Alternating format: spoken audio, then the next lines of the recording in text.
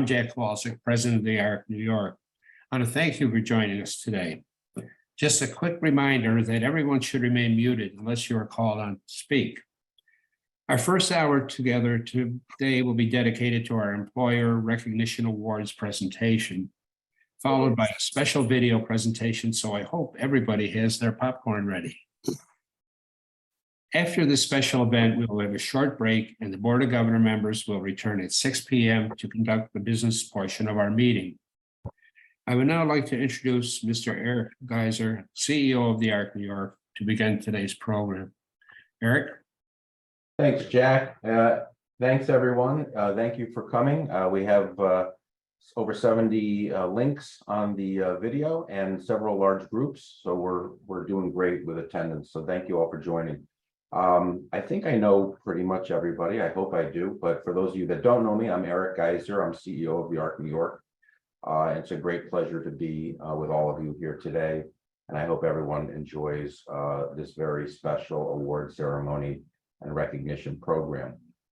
Today is a great day because we get to celebrate New York businesses who will be receiving our 2023 Employer Recognition Awards.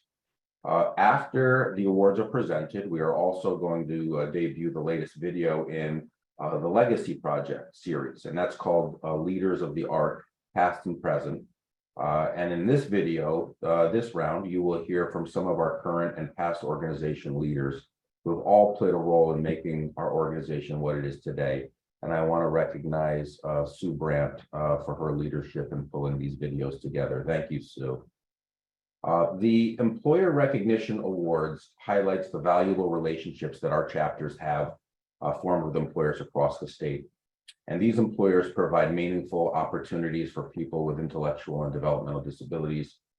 The partnerships that we have formed have proven to be not only successful for the people we support, but a valuable source of dependable and motivated workers for the businesses that employ them. We are proud of the employers who have invested time, training, and pride in hiring people with intellectual and developmental disabilities. And we are equally proud of the employees who work so hard to do the best job possible.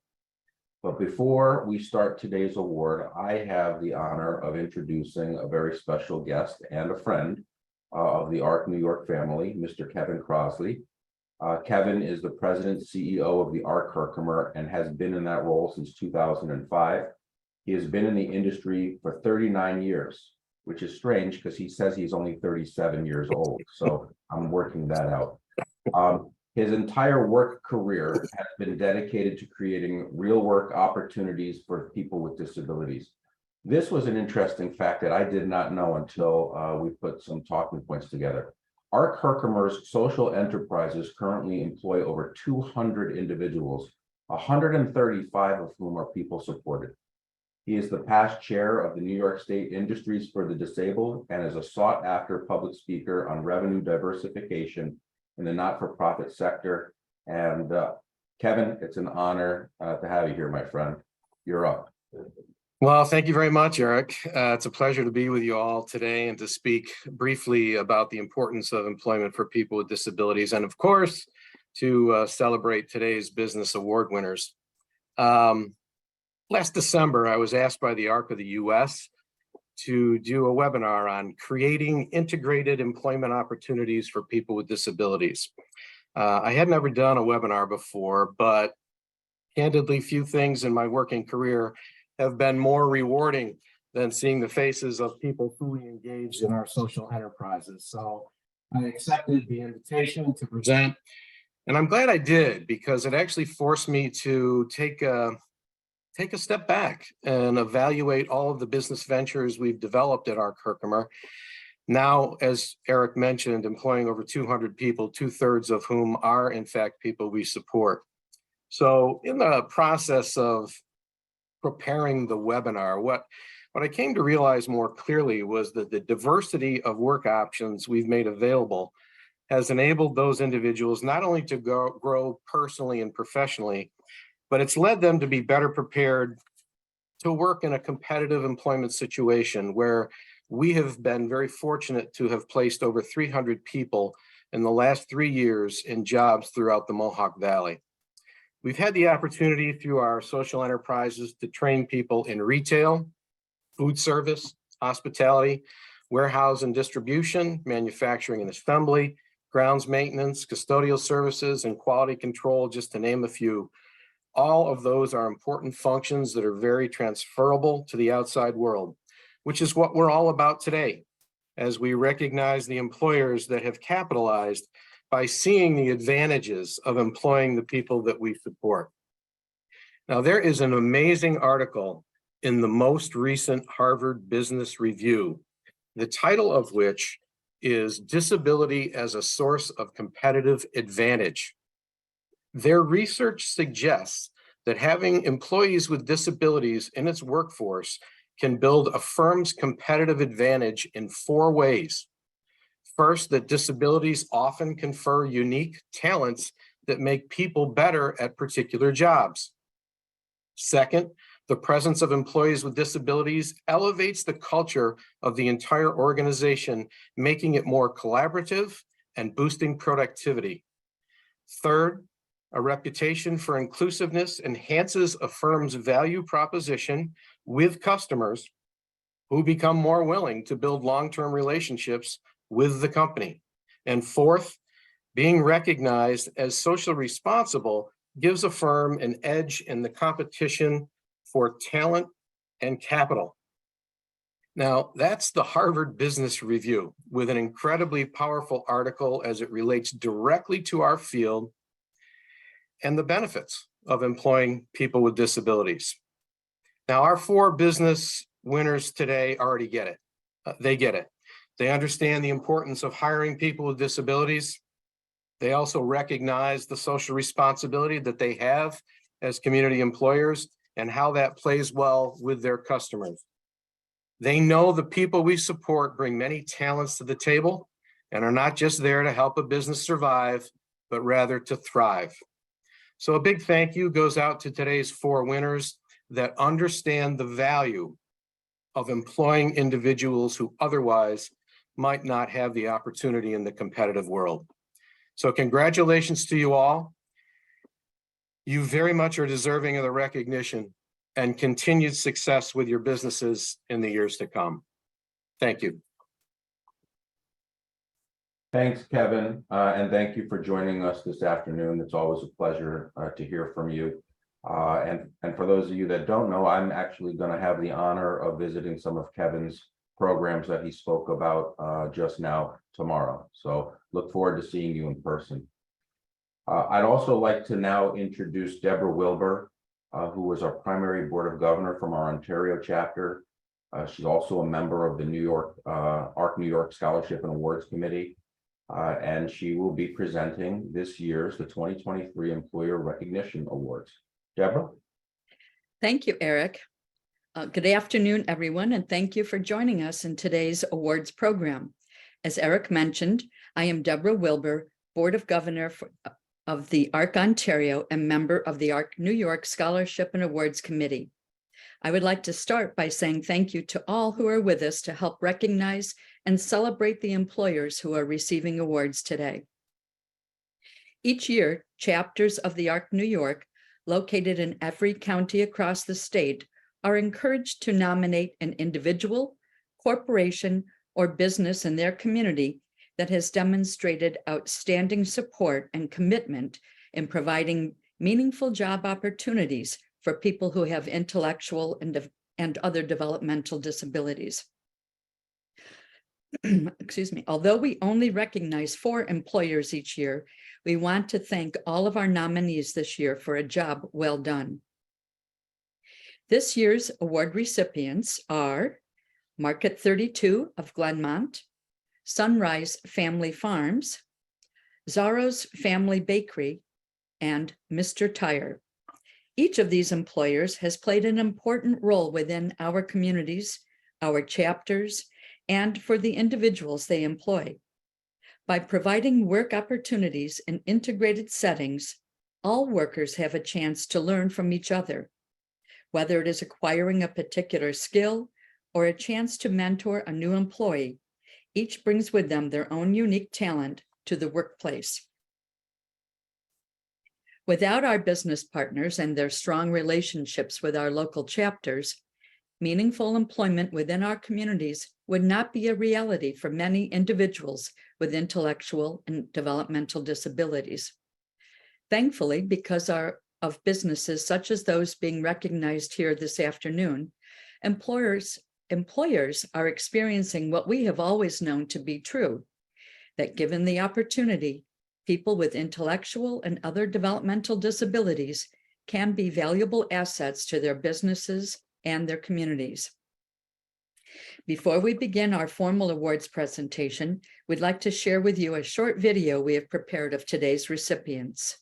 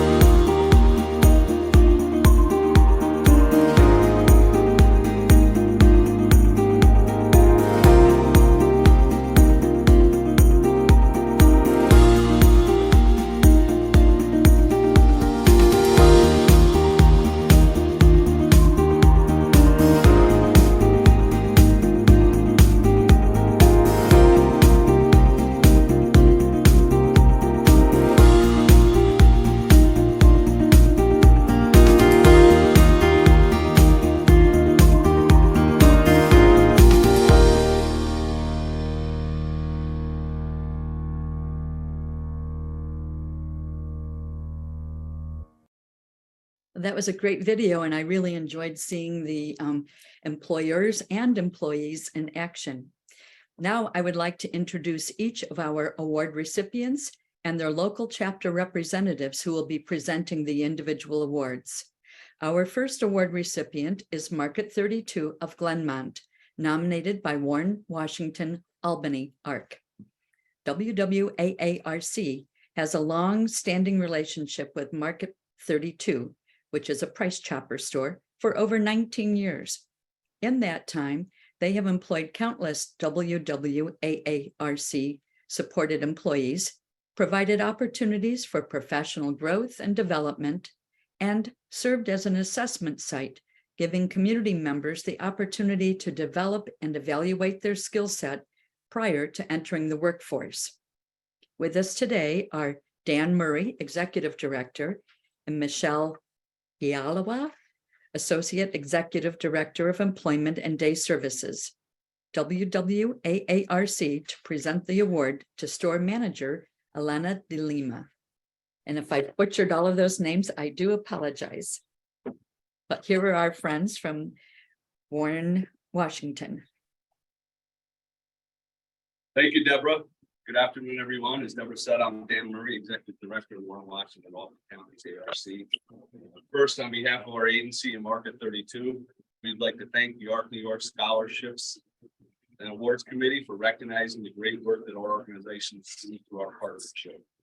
We're very proud, very thankful to Market 32 for all that they do for us, especially now and over the many years that we've worked together. Also, congratulations to the other very deserving award-winning organizations. As I said, we're thankful and proud of our partnerships with Market 32 Glenmont and are appreciative of their commitment to providing people with developmental disabilities gainful employment that allows them to feel appreciated, valued, allows them to have pride and dignity in their work every single day. Very grateful. As Kevin said earlier, it cannot be stressed enough how important and impactful these type of opportunities are for the people that we support. So again, thank you to Market 32. And I'd now like to introduce Michelle Billowa, our Assistant Executive Director of Day and Employment Services, who will expand on the partnership and tell everyone how great Market 32 has been with us. So thank you. Michelle. Thank you, Dan. As a community leader, Market 32 has improved employment outcomes for its employees.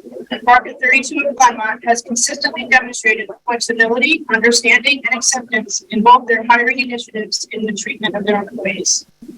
Market 32 has effectively utilized job coaching supports and has had tremendous outcomes for their employees, allowing everyone to overcome barriers to success. Affording individuals the opportunity to address and work on issues rather than reprimanding them for it, and create a culture of collaboration and positive reinforcement. This employer's ability to not only see the individual's potential, but to encourage growth and development has resulted in support of employees having a long, fruitful career. Everyone from the shift supervisor, store manager, and human resources promote a culture of support and encouragement that begins the minute the employee is brought in for the interview. Market 32 of Glenmont deserves to be recognized for their tremendous efforts to improve employment opportunities for individuals living with disabilities at every stage of the employment process. Their community involvement and collaboration inspire other organizations to strengthen their workforce through diversity and inclusion efforts. On behalf of Warren, Washington, Alton ARC, it is my honor and privilege to present Market 32 of Glenmont, the 2023 ARC New York Employer Recognition Award for demonstrating outstanding commitment in supporting and providing meaningful employment and acceptance of individuals with intellectual and developmental disabilities in the workplace. Thank you. Congratulations.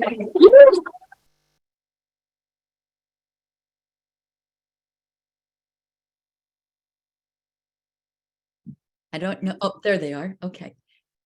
Thank you, Dan and Michelle. Elena, do you have anything you'd like to add? Thank you for the glowing nomination. We're very proud to receive this award and to have Bill on our staff. Little ray of sunshine every day. He comes in, he sits in the morning, he always makes it a point to say hello to everybody in the store, and we couldn't be more proud to have him as a teammate. Excellent. Thank you and congratulations. Our second award of the night goes to the Sunrise Family Farms, nominated by Achieve, our Broome, Chenango, and Tioga counties chapter. Sunrise's philosophy regarding the employment of individuals with disabilities is an integrated, all-inclusive philosophy. If an individual has the required skill sets, Sunrise wants to employ them despite their disability status. Achieve and Sunrise have developed a strong relationship over the past 2 years, and it continues to grow as Sunrise's success grows. Here to present the second award to the Sunrise Family Farms is Amy Howard, CEO of Achieve. And accepting the award is Charlie Reinshagen, co-owner of Sunrise Family Farms. Good afternoon, everyone. Afternoon. Sunrise Family Farms was founded in 1999 in Norwich, New York by Dave Evans, Charlie Reinshagen, and Sandy Grant, 3 local farmers who have united to provide high-quality consumable goods while offering much-needed employment opportunities to the residents of Chenango County. Sunrise Family Farms is a yogurt and buttermilk manufacturing plant that produces a variety of dairy and specialty yogurts, including cup sets, Greek style, and drinkables. Dave, Charlie, and Sandy truly believe in and promote a philosophy of employment which encourages inclusion and integrated employment experiences for people of all abilities. If a person has the required skill set, Sunrise wants to consider, train, and employ them regardless of disability status. With 75 employees at what I learned tonight is 4 locations now throughout Chenango County, Sunrise Family Farms continues to expand its footprint and is anticipating a 5th site, maybe. At present, Sunrise Family Farms employs 2 individuals for whom Achieve provides job coaching supports. Jeffrey Hotelling and Doreen Price are production workers, and their responsibilities include forming packing boxes, sorting and counting out products such as yogurt packets by flavor and packaging them into 6-packs. Sunrise Family Farms has also been willing to take on a new initiative with Achieve by offering Timothy Carpenter, a person enrolled in Achieve's employment training program and internship experience at their work site. All people employed at Sunrise Family Farms are treated with dignity and respect. The individuals Achieve supports at Sunrise have excelled in large part due to the culture that is cultivated by Dave, Charlie, and Sandy, and the mindset that is encouraged amongst the workforce, which is to focus on one's abilities rather than their disabilities. We are grateful for the growing relationship with you, Charlie, and with your team at Sunrise, and we're excited about the possibilities of what may lie ahead. It's my great pleasure to present the ARC New York 2023 Employer Recognition Award to Sunrise Family Farms. And tonight, Charlie, I'm very, very happy to share with you this award, which reads, the ARC New York 2023 Employer Recognition Award presented to Sunrise Family Farms for demonstrating outstanding commitment and support in providing meaningful employment and acceptance of individuals with intellectual and other developmental disabilities in the workplace. Thank you so very much.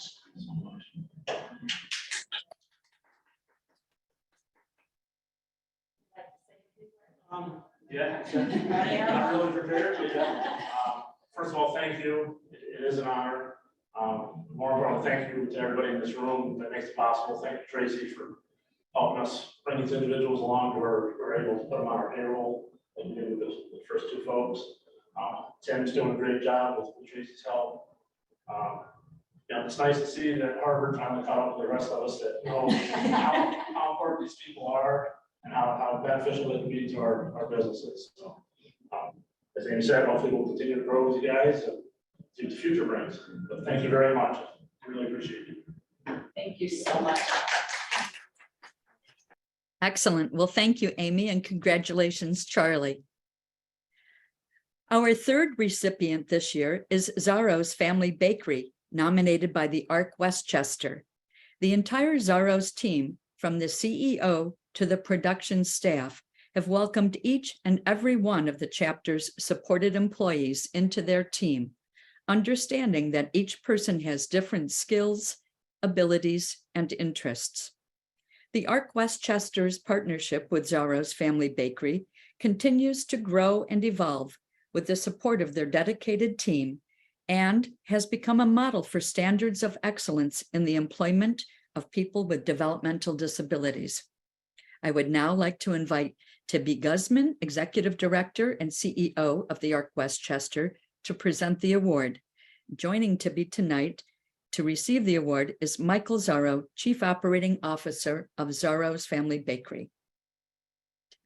Hi, Deborah. Thank you so much for the lovely words, and I am very happy to be here.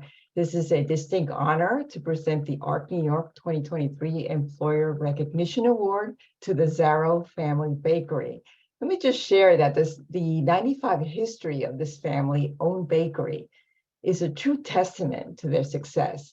Zarro is a household name here in the New York metropolitan area, especially due to their signature yummy cookies, the black and white ones, and the other delicious commuter treats in Grand Central Station, Port Authority, and Penn Station locations. We learned early on that Zarro's Family Bakery is committed to a strong inclusive culture and has proven to be a leader of creative thinking in their hiring practices. This makes them an ideal employer for us to partner with. Our relationship began in 2021 when the bakery moved its production company to Westchester County. Even though this was during the pandemic, a time where many companies were issuing furloughs to their employees, our collaboration with the bakery was born and led to the hiring of 6 people we support. They were offered a variety of positions, including product packaging, as well as popcorn and bread making. As you saw, somebody was making challah bread there, so that's quite intricate. And we felt really strongly that they were a great partner because they welcome all the people that we support, really looked at the different skills that they have, abilities and interests. And this is a wonderful organization that really integrates the people that we support, because they don't just make the bread together and the cookies together. They share job tasks, they celebrate birthdays together, and they even take turns selecting music to keep the atmosphere happy and upbeat. And they continue to look for new and innovative ways to ensure the people we support have a successful employment experience, whether by modifying the task or encouraging additional responsibility, all with the mission to build confidence and help employees acquire vocational skills and be successful. We are extremely grateful to the entire Zarro family for embracing our mission, fulfilling career dreams, and welcoming all of us into their family. The ARC New York is also commended for sponsoring this statewide prestigious award. It's so important as it provides encouragement to all of us to engage more businesses to employ the people we support, excuse me, and it celebrates the commitment from businesses to the spirit of inclusivity. I'm going to try to hold the award here virtually. Hopefully people will see it. And here I am very, very proud again to present our friends at Zarro Family Bakery with this beautiful 2023 Employer Recognition Award. Accepting the award on behalf of Zarro Family Bakery is the company CEO, Michael Zarro, who, along with their other members of his family, are continuing to the legacy of this inclusive family-owned business. Eventually, I will be getting this to you in person, Michael, and it's my pleasure to ask you to say a few words. Sure. Tibby, first, thank you so much. What a tremendous honor to receive this award, and thank you to the board of directors for all being here and honoring us. It's a program we got into, I think, as Tibby just said, about 2 years ago, and it has been nothing but wonderful. The team representing the ARC show up every day with a great attitude. They bring everything to their work at every minute of the day.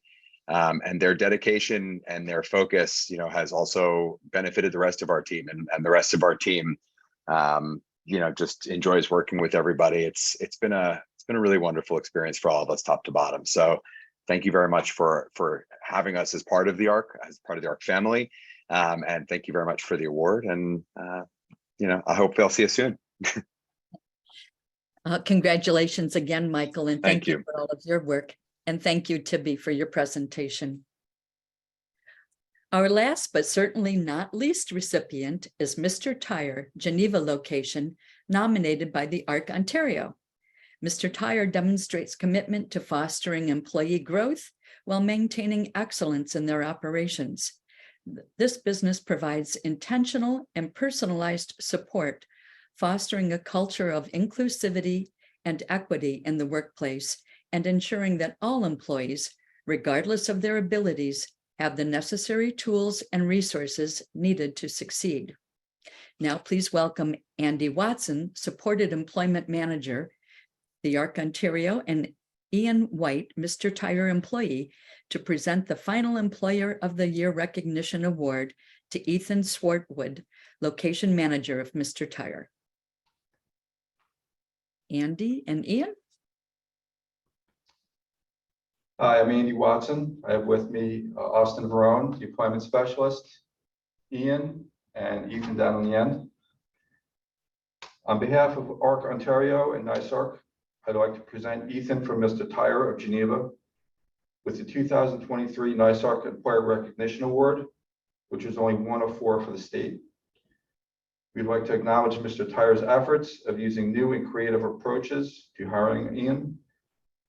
Mr. Tire's use of a mentor has allowed Ian to solely learn job tasks and work towards being independent in his job duties.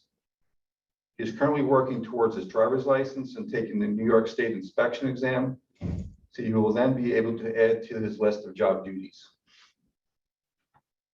Congratulations, Ian and Ethan. Thank you. Thank you, sir. Appreciate it.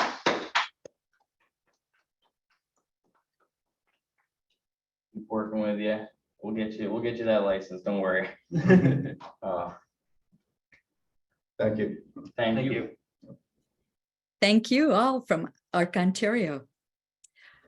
So this concludes our Employee Recognition Awards presentation.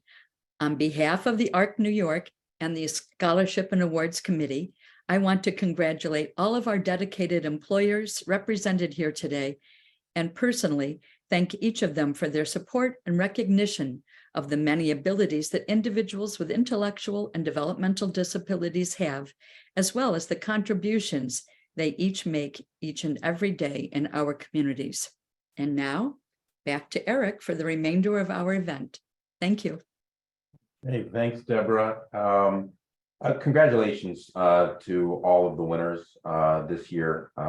We, as an organization, look forward to really strengthening our relationships with all of you and other employers like you, and our commitment to providing successful and meaningful community employment for people with developmental disabilities across New York State.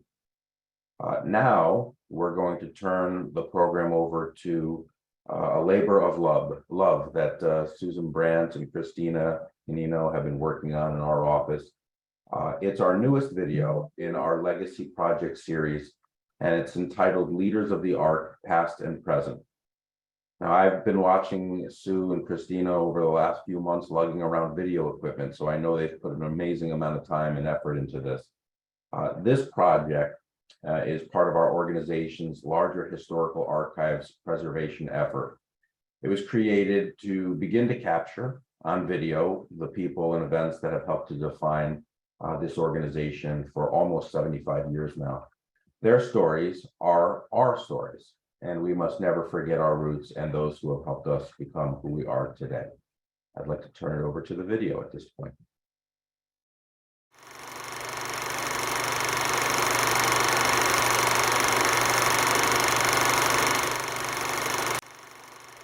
Most of us became involved in the association because we had a special child. Andrea was born in 1950, and nothing was ever the same for us again. I don't think anything isolates you more than having a child who is different. We couldn't find reasons, we certainly couldn't find answers. And we got on that merry-go-round that parents know so well, of pediatricians, psychologists, psychiatrists, medicine man.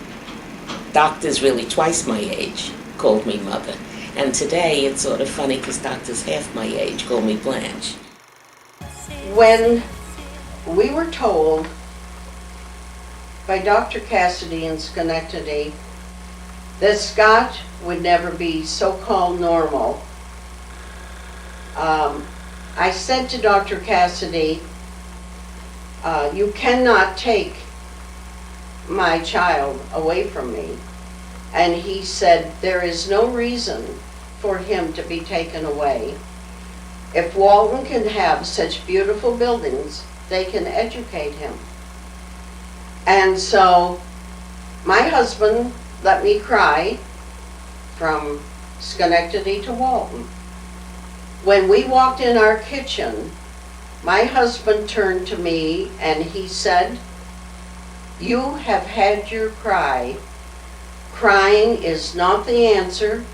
You are going to have to fight, and you start right now. You have a family, you're on a track. And you make plans, and you budget, and you set near and long-term goals. But when you have a developmentally disabled family member, you cannot really make plans, and you certainly cannot set near and long-term goals. All of a sudden, the rails have been switched, and you're on a divergent track.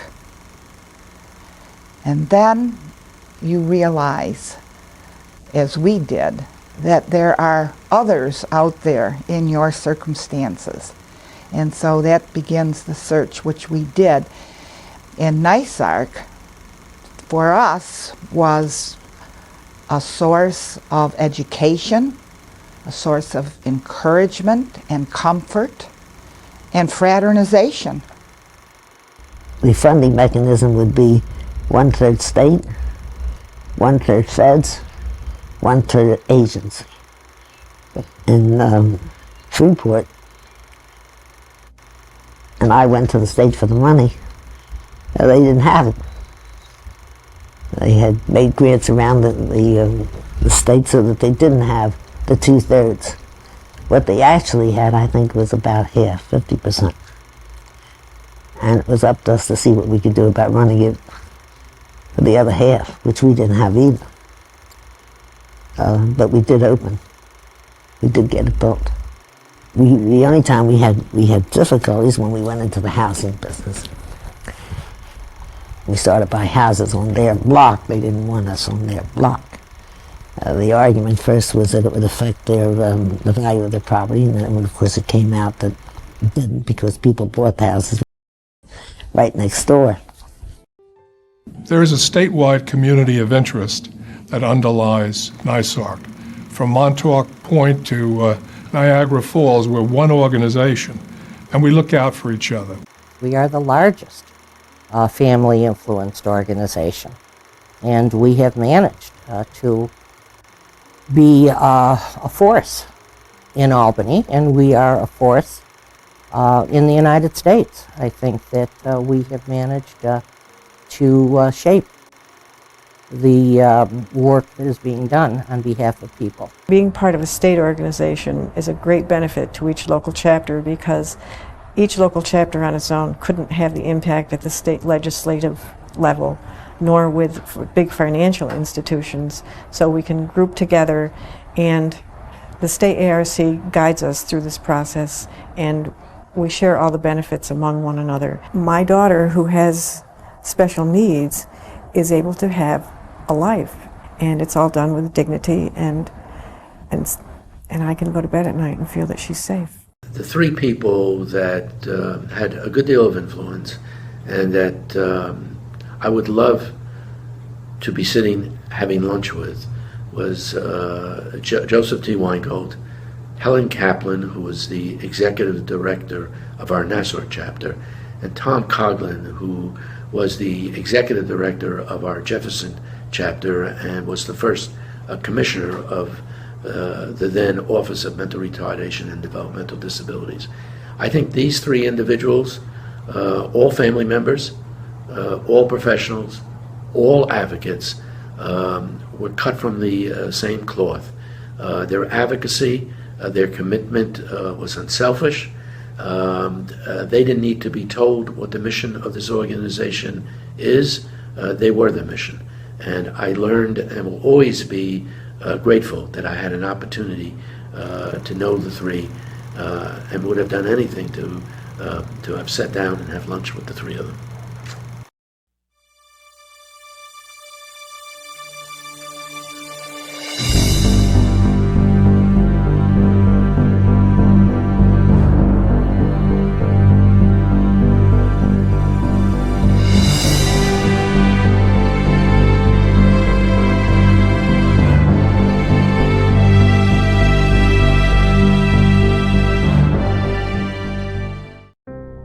I became interested in disability issues when my oldest daughter was born.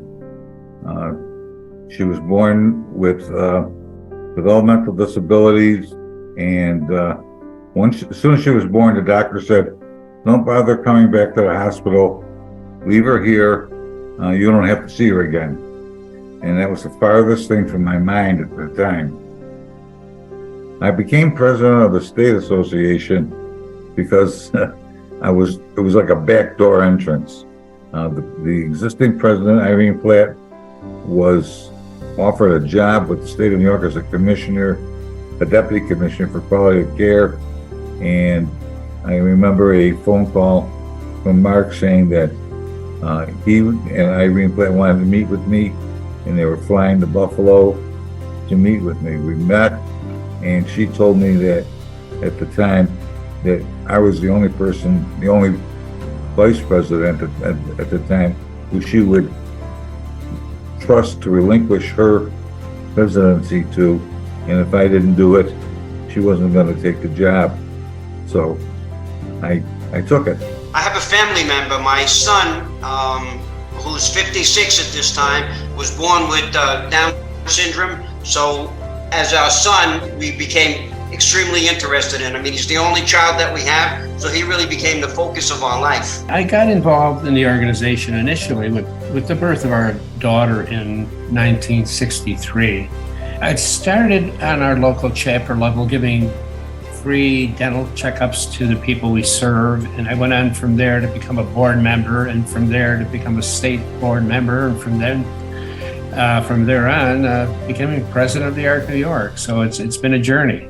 As an attorney, I became involved in various not-for-profit organizations in the community. I'm a parent of a daughter, Hillary, and my wife and I ultimately, through the process of obtaining services for her, were led to Ontario ARC. I became involved because a man whom I knew well, who worked at the ARC Westchester, called me one day many years ago and said that the ARC Westchester needed a lawyer on its board, and would I do it? So I finally agreed. I still had young children, but I agreed and told him that I would come on the board, but only if I was given a job to do. So I have been on the board ever since. I became involved with the New York City chapter, my husband Hal and I, and my family, when our daughter Julia was born in 1982. And several years later, I received a flyer from her preschool about AHRC New York City and a sibling program they had for our daughters. And that was the first connection to, at the time, NYSARC. And we quickly realized how connected families were to this organization. We felt it immediately. When I look at being connected to AHRC, it was in 1993 that I joined the New York City board. And that was just a wonderful opportunity to really meet those families that started the organization. My daughter Lauren Bernstein was born with significant disabilities. The reason I became interested in disability issues was clearly because of Lauren. I had no connection to anyone with a disability prior to that. I just had no contact with that community. And so it was important for me to learn about the community. And frankly, when I found AHRC Nassau, they saved her life. I've always had a natural attraction or affinity towards the helping professions. I originally started as pre-med. I wanted to be a doctor, changed over to psychology, and I figured, this would be the best way to help people. Now, I didn't always go into it with the idea that I was going to work in IDD. But then when I joined the Commission on Quality of Care and I started to become more familiar with IDD and acute and severe mental health issues, I just found there was something about it. I was drawn to it. I got interested in this field, like many people, through my family connection. My brother Tim is 58 years old. Tim was born with Down syndrome, and when Tim was born, my family got connected through their church with some other members of the Schenectady ARC. And ARC really has been part of our life, part of my life, since that time. My journey to becoming a CEO is a long one because obviously I've been in the field for over 30 years. I came from India back in 1989, and I pursued a master's in clinical psychology. After that, because I happened to be close to Tupper Lake, I was able to get a job as a psychologist for Sunmount Developmental Center, which is an institution for, at the time, OMRDD. So after I had received my green card, I had found the career that I wanted to be in. I became very attached to this field. So I started looking for other opportunities, and I found this opportunity at the ARC Lexington. During my presidency, we moved the state office from New York City to Albany. I thought it was a good move because we got a lot more space. I think it was much more centralized as far as geographically located in the state. We were closer to a lot of the other chapters. We were able to meet with the governor. I served as president of NYSOC between the years of 2000 and 2006. And some of the priorities we had at that time, I looked at 4 major goals myself. We wanted to increase membership. We wanted to develop a national presence, which we didn't have at that time. Though the National ARC was around, we wanted to. We wanted to tackle the structural issues of the organization and have an open and ongoing dialogue between the chapters and NYSOC. Some of the successes we've had during COVID are really incredible. The Strategic Vision Initiative has been moving forward with some really fine programs for our future. I'm especially proud of the DEA initiative, which will be starting. The challenges we faced during the really horrible time, the past 3 years, have been mostly felt, I think, by the executive directors on local chapters and by state office staff. It's been an incredible time, and we met the challenge, and I think we met it, and we succeeded in so many ways. As president, my project was NYSARC Gives Back. And at the time, the thinking was that we were characterized as an organization, as a field that always took, that always had our hands out. So this was our way of saying we do make a contribution to the community. The unique result of NYSARC Gives Back was that chapters mobilized across the state, and there were food banks, there were walks, there were fundraisers, and virtually every chapter participated. And the word, of course, got out to the state legislature to the governor, to the news media, that this was a phenomenon. My strategies were quite simple, and that's been my strategy all along, which is simply to talk up the realities to the people that I know. One of the most important, if not perhaps the most important success, if you can call it that I felt and saw during my tenure as president was the keeping of the organization together as one organization. One of the important accomplishments that the board did while I was president was to take a very serious look at our governing structure. We were a board of approximately 148 individuals representing the 60 chapters at the time, meeting only twice a year with the executive committee doing the yeoman's work in between on behalf of the board.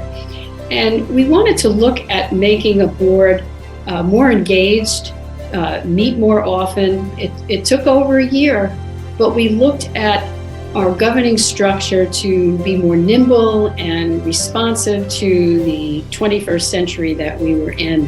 In 2011-2012, the ARC of the U.S. was able to establish a meeting at the White House for leaders in the developmental disability community nationwide. And Ben and Jack Schupenauer, the then president, and I went representing the ARC of the U.S. and New York State. And it was a very exciting experience. The highlight, of course, was meeting President Obama. That afternoon, President Obama came in and spoke to all of us about our issues and said, I'll never forget it, he said, I hope you'll have my back. I have your back. And then he came down and he was shaking hands of people in the front rows. When he got to me, I shook his hand and I put my other hand over it. And I said to him, I have a daughter and we need funding. And we need you to be reelected. And we need you to protect our funding because our folks need life. And he said he would. Advocacy is my number one priority. When I applied for this position and when I accepted this position, it was very clear that the board wanted our advocacy efforts to be improved, enhanced, and so I really threw myself into advocacy 100%. We've made great strides in advocacy. We transformed our committee structure and merged a couple of committees together. It's a more energized effort. We have phone to action campaigns, one-click campaigns that are happening. We have newsletters that are going out now. So I think we've delivered on improvements, but obviously there are more opportunities to do better. And we're going to have to, because every year we have to fight for continued funding. The EDA represents the leadership of the chapters, and I've said it before, the leadership of the chapters is an incredible body of talent and resources. And there sometimes we've been successful as an organization in harnessing that, other times we haven't been. The field has evolved, and the environment that we're operating in has evolved and become, you think of the challenges we've had in the last 3 years with the worldwide pandemic and an unprecedented staffing crisis. And, we've had to come together and we've had to work together. So EDA for me has always been a way to harness the talent and the skills of the other executive directors and to try to align that with the ARC New York and its leadership and make sure we're all pulling in the same direction. When we think the ARC is a family-based organization, the ARC Lexington is a family-based organization, what does that mean to me? I will tell you from my experience at the ARC Lexington, it is truly a family because families guide it. No matter what decision we're making, there's a family member on the board there's a family member on our committees that are truly keep making sure that we are always thinking about how that impacts that person we support, because that's what families think about. The proudest time for me as president is of the many managers, direct care staff, clinicians, executive directors, fellow board members, and 100 of volunteers that made our organization successful. That's my proudest moment, is to be associated with all of those folks. We've done some things at the Board of Governors level, but it all goes back to the local chapter and the staff that we have. That's what makes us who we are, and I'm proud to be associated with them. Increasing my listening skills was key to working as the president of the ARC New York, because the people who are in the trenches, so to speak, have a lot to say, have a lot to give, and are well worth listening to. The advice I give to future presidents is to get out and meet the people in the chapters. When I was president, I went to almost every chapter. I tried to get to every chapter I could get to. Jeff and I took a road trip throughout New York when, the summer of my presidency, and stopped at as many chapters as we could. Because I think you'll be amazed at what's happening in different places. I think some of the things I'm most proud of as having served as president of the ARC New York was preserving our archives, which will be valuable for many years to come. Downsizing our governing board so that it is more intimate and engaged and meets more. Our membership growth and the value of membership, and our branding, which is so important to coalesce our organization, which is the largest in the world, to look together, and particularly for our staff to understand that they're part of this great organization, even though locally they serve people in different parts of New York State.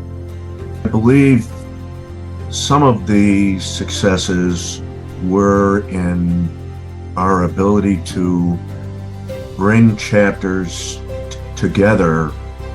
Particular success was the achievement of 100,000 members during my presidency, which had been a goal of ours for some time.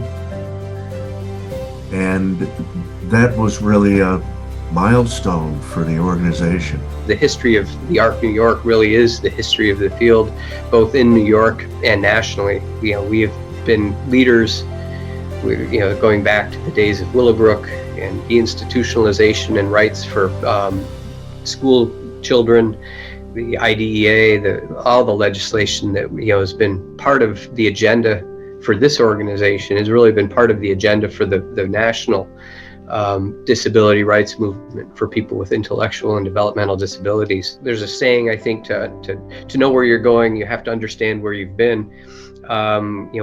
We've been through a lot, and we need to understand that and appreciate it. Being the president of this association were some of the proudest moments of my life. I was able to do things and meet people who I never would have been able to before. Memories and relationships that I made, people that I met, will stick with me for the rest of my life. I think the ARC New York is viewed the way it should be, which is, I think, the largest and most influential provider of supports and services for people with IDD, probably in the world.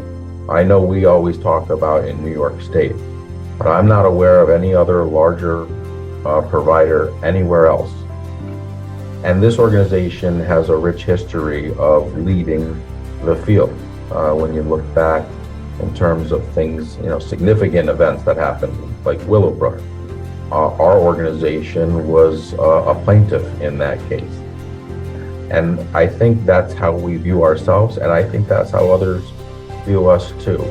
We have an incredible amount of influence, I think, because of our size, our collective strength, and our passion.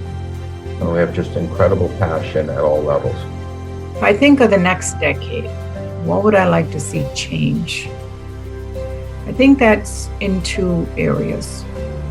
One is clearly funding. And then speaking as a parent and a professional, I would love to see true community integration, community inclusion for people with disabilities. It would be my dream that a person, a young woman with disability, is able to even think about being recognized because of their achievement. So my dream is true integration, not because somebody is different, but because they're very capable. We're all together. We're one family. I think our motto of being stronger together is a real good one. I find that the past year, especially working together with the state office, the executive directors, the volunteers, it showed us what a great organization we are. 75 years strong and still young.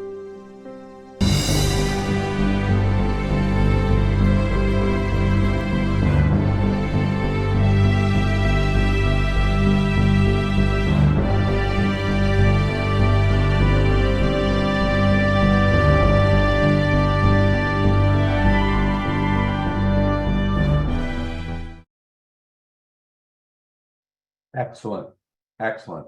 You know, about a month ago, Sue came to me and she said, would I like a preview? And I said, no, I want to be surprised. I want to see it in real time. And I'm glad I did. My visceral reaction, I'm just so proud of the organization and all the great leaders who have come before us. And I hope we can live up to the standards that they've set. So Sue and team, thank you for putting that together. And that's going to live on and on.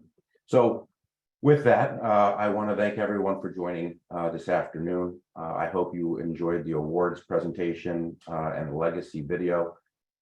As always, I think, we wish all chapters and their businesses that they partner with continued success as they work towards a goal of inclusive and supportive workplaces.